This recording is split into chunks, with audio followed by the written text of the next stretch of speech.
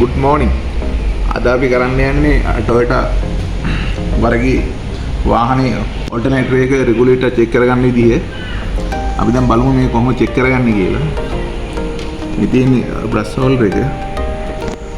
අපි දැන් මේකට බ්‍රෂ් හෝල්ඩර් එක මෙන්න හයි කරගන්න නැතුවත් මේ චෙක් කරගන්න පුළුවන්. මම අර පැහැදිලි වෙන්න නිසා තමයි මම හයි කරන්නේ.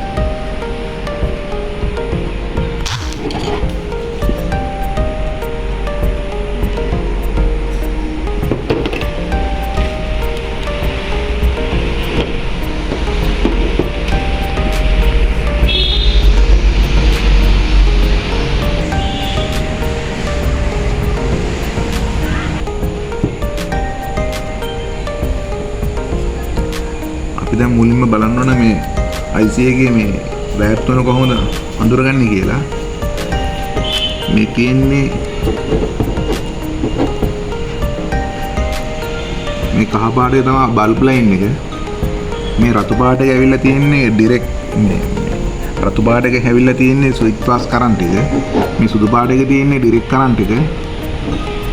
අපි දැන් බලමු මේක චෙක් කරගන්න ඉතින් කොහොමද කියලා.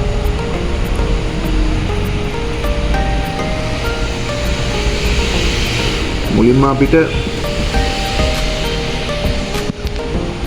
IC එකේ මේ පින් එකට ඩිරෙක්ට් සප්ලයි කරන්ට් එකක් දෙන්න ඕන.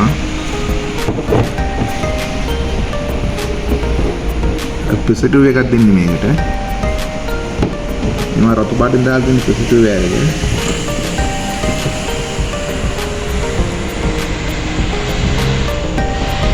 ඊට පස්සේ අපි මේකට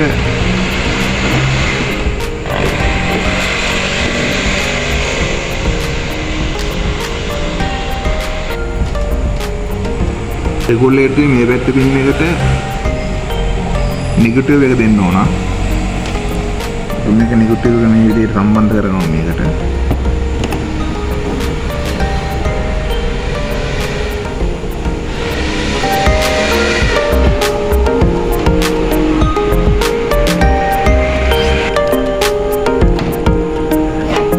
මම මේකට රෝටරි මෙනුවට තමයි මේ බල්බ් ලයින් එක බල්බ් එක සම්බන්ධ කරන්නේ බ්‍රෂ් දෙකට.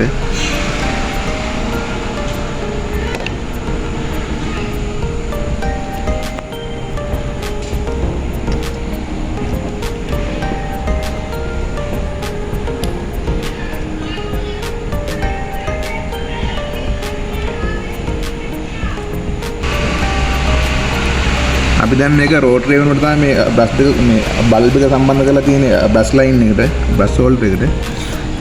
ඊට පස්සේ අපි මේකට සම්බන්ධ කරගමු බල්බ් ලයින් එක. මේ තියෙන්නේ බල්බ් ලයින් මේ තියෙන්නේ IC එකේ නෙගටිව් එක. බල්බ් ලයින් එකේ නෙගටිව් එක තමයි අපි මේකට සම්බන්ධ කරගන්නේ. ඊට පස්සේ අපි මේක බල්බ් එකට අපි ඩිරෙක්ට් කරන්ට් එකක් දෙන්න ඕන. ඒ ඩිරෙක්ට් කරන්ට් එක මම මෙතන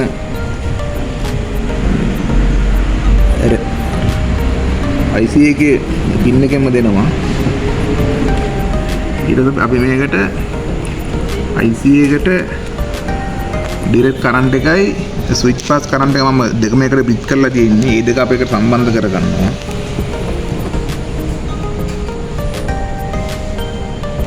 දැන් ඔන්න සම්බන්ධ කරගත්තාම බල්බ් එක පත්තු වෙනවා. මේ තියෙන්නේ චාර්ජින් බල්බ් එක.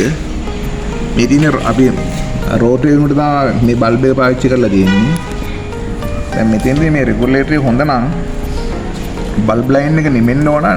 බල්බ් ලයින් එක නිමිලා රෝටර් එකට එන සප්ලයි එකේ එළිය වැඩි වෙන්න ඕන. අපි බලමු මේකට දැන්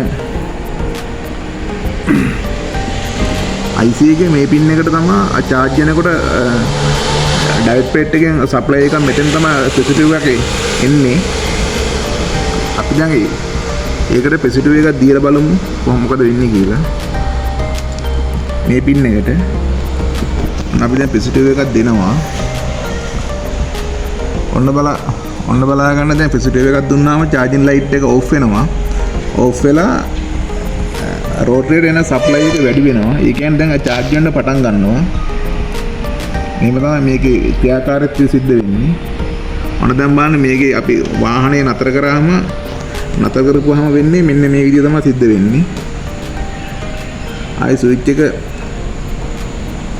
ස්ටාර්ට් කරාට පස්සේ වෙන්නේ ඕල්ටර්නේටර් එන සප්ලයි එක මේකට හෙන්න දිගටම පටන් ගන්නවා. පටන් ගද්දි තමයි charging light එක off වෙන්නේ. ඔන්න බලන්න යාළුවනේ.